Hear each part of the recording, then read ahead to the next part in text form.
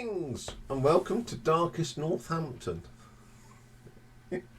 Hence the light on. It's not very light here today. Looks like we're going to get some more rain. Surprise, surprise. Anyway, welcome to an album ranking. Today we have got part 5 of the Bob Dylan story, and we've reached the new millennium. So we're going to concentrate on the albums of the first part of the millennium, the first decade, the 2000s. Now, he only released 4 albums during this decade. I would say it's probably one of my least favourite periods of Bob's career. So, as you will discover. So, coming in at number 4 is the 4th one of the decade, and it was released actually on the 13th of October 2009, and it's called Christmas in the Heart. It was actually his 34th studio album, and as it is, it's a Christmassy album.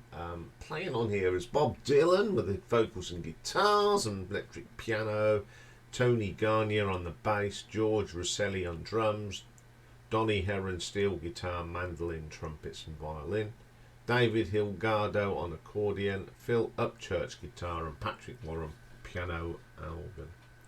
So these are all Christmassy songs. Here Comes Santa Claus is on here. Do You Hear What I Hear? Winter Wonderland. Yes, not the best version of that. Hark the Herald Angels Sing. I'll Be Home for Christmas. No. Little Drummer Boy. No. The Christmas Blues. It's not too bad. Oh Come Ye Faithful. Yeah. Have Yourself a Very Merry Little Christmas. Not very good. Must Be Santa. Silver Bells for the First Noel. Christmas Island. The Christmas Song. Oh Little Town of Bethlehem. The playing on it's really nice. It's very Christmassy, but Bob's vocals just don't do it for me. It's not an album that I go, oh, I must put this on at Christmas. So I'm going to give this an RTO ranking 3 out of 10, purely on the musicianship. Okay, coming in at number 3 is the third one of the 2000s, and this was released on the 28th of April 2009, and it's called Together Through Life. Playing on here with Bob and Robert. Robert Hunter wrote all the words. Mike Campbell plays guitar and mandolin. Tony Garnier on the bass. Bob Dylan does the keyboards and that. Donny Heron's just the steel guitar. And David Hilgardo and George Rosselli. Seems like they recorded the Christmas album and this album roughly at the same time. Now the first track on this one is called Beyond Here Lies Nothing. It doesn't sound too bad. His voice isn't too bad. Life is hard. It's alright. His voice is a little bit better than it was during the 90s, but it's still not brilliant. My Wife's Hometown, which is a Willie Dixon number, his gravelly voice actually does suit this Willie Dixon track, and it's probably one of my favourites on the album. If you ever go to Houston, there's a little bit of strain and flatness. Not particularly brilliant. Forgetful Heart, once again, the vocal is really groggy. It's the only word to describe it. Musically, it sounds great, but groggy vocals. Jolene, nothing to do with Dolly Parton's. It's one of the better vocals by Bob on this one. The Dream of You. Now, when you hear songs like this, as much as I like Bob Dylan, when you hear this, you just think he should just pack up and sing him, because it sounds terrible. Absolutely, his voice is all over the place. Shake, Shake Mama. It's not too bad, I'll give him that. I Feel a Change Coming.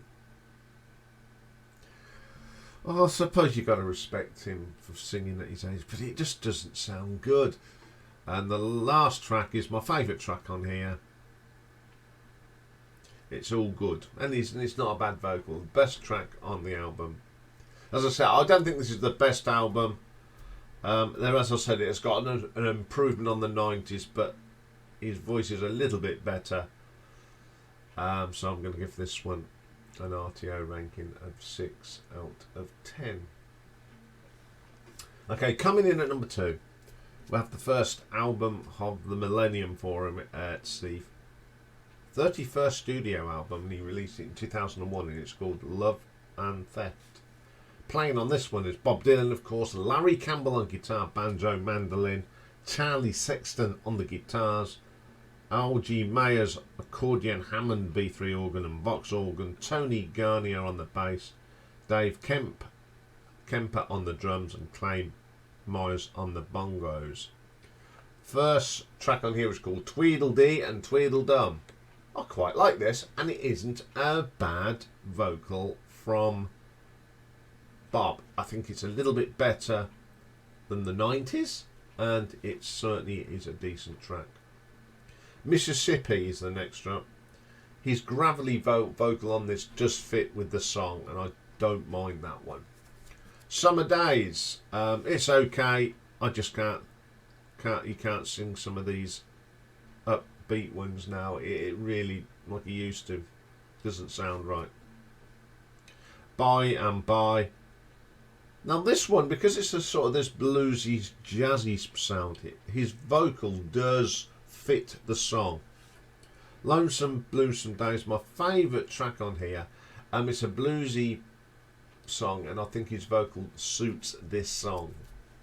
Floater, not too much to ask.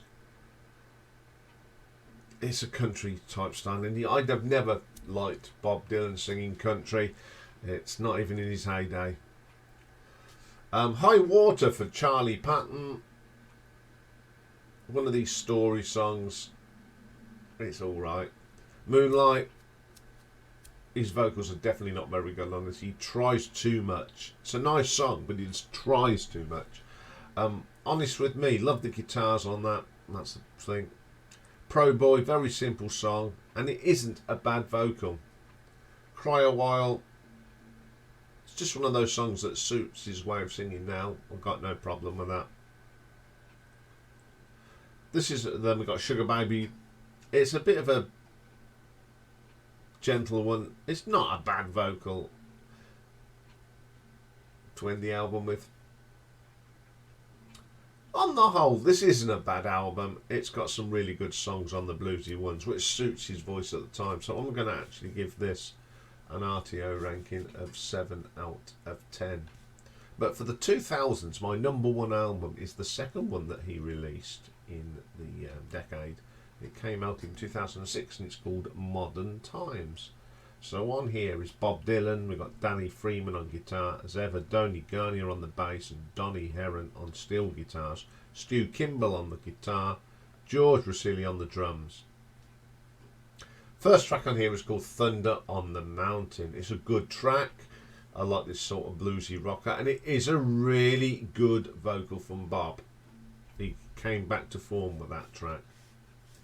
The Spirit on the Water. It's a long song. It's okay. I've got a funny feeling there's a bit of auto pitch or auto whatever they do on this, to be quite honest.